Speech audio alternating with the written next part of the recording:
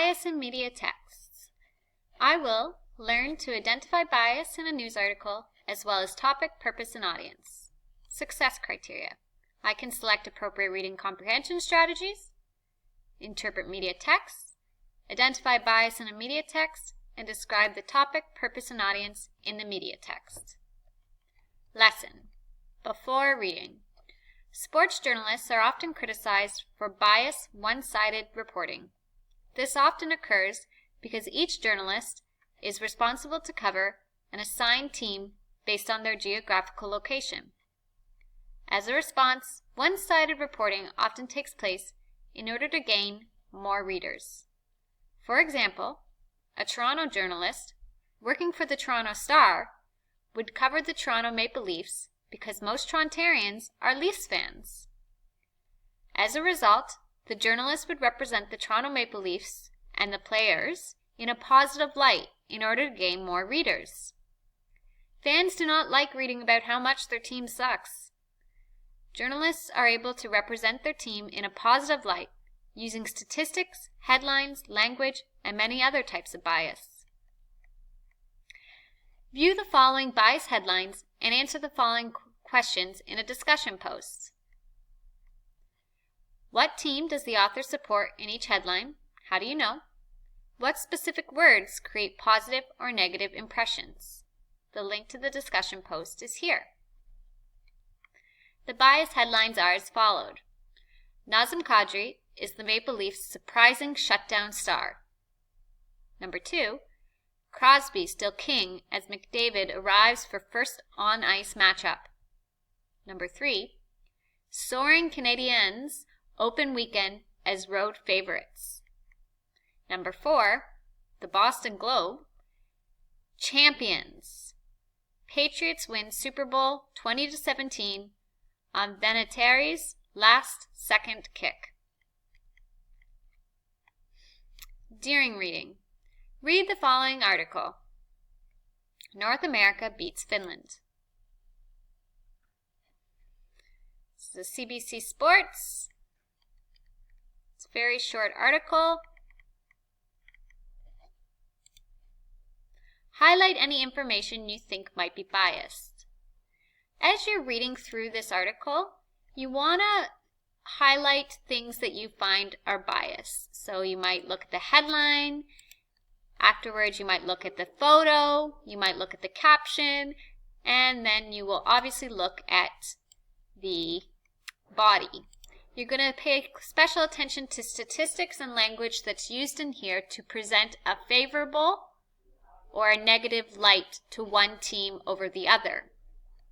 As you're reading, have your types of bias worksheet beside you. That worksheet that defines all the different types of bias that you used in the previous lesson to identify bias in the news article about Russia annexing Crimea. Once you're finished reading through the news article and highlighting biased information in this article, then you will complete the following assignment. This is your after reading assignment. It's called Detecting Bias. So, sports articles, as we know, are commonly biased. Please review the following article and reflect why it's biased. This article here is this article. It's just one more place where I put the link. Guiding questions to detect bias. So once you've finished reading through that article, your best approach is to answer these 7 questions. What types of bias are evident? Notice that I don't say type, I say types. There are different types of bias evident in this text. Remember, think about all those different types of bias and try to select where you might find them in the news article. What facts has the author omitted?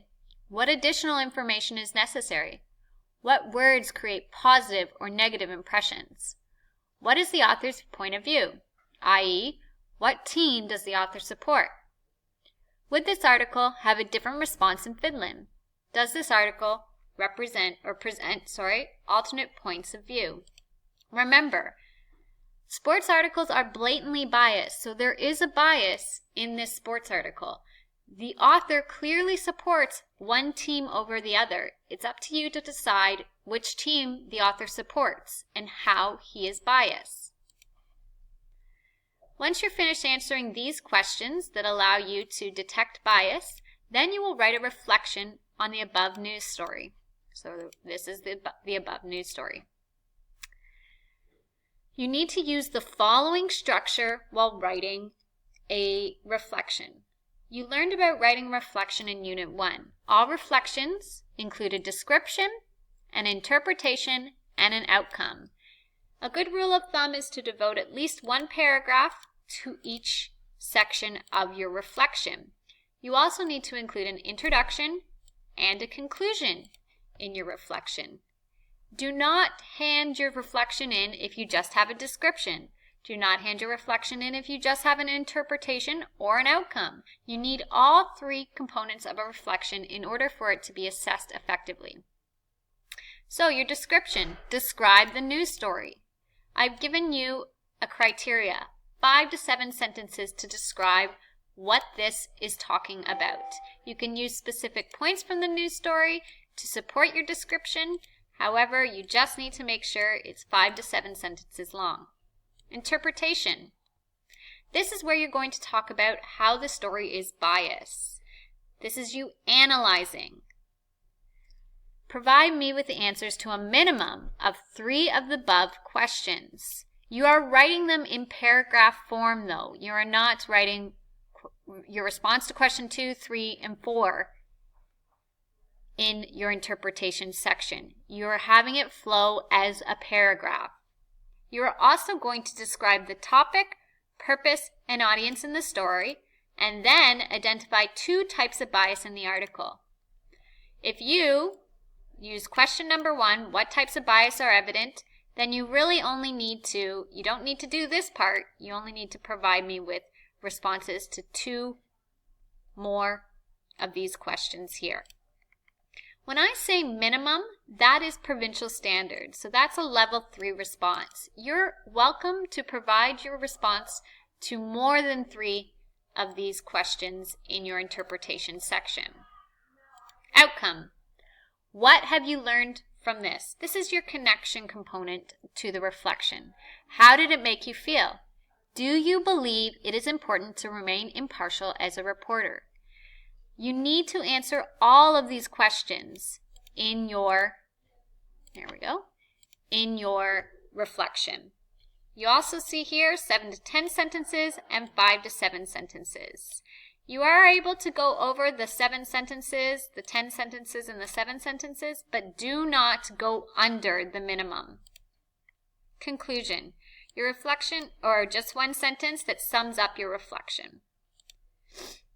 Your reflection should be 3/4 a page to 1 page long, double spaced. Please remember to proofread for clarity, spelling, and grammar.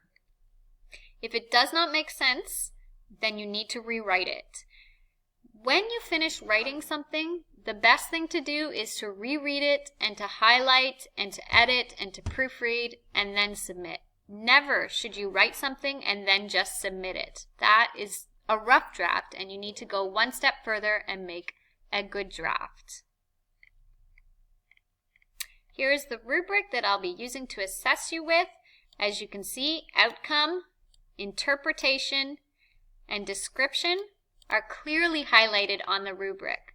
So if you do not include a description, you're going to get a 0 in this component, which is going to bring down your grade. Same with interpretation or outcome. Make sure you have all components of a reflection.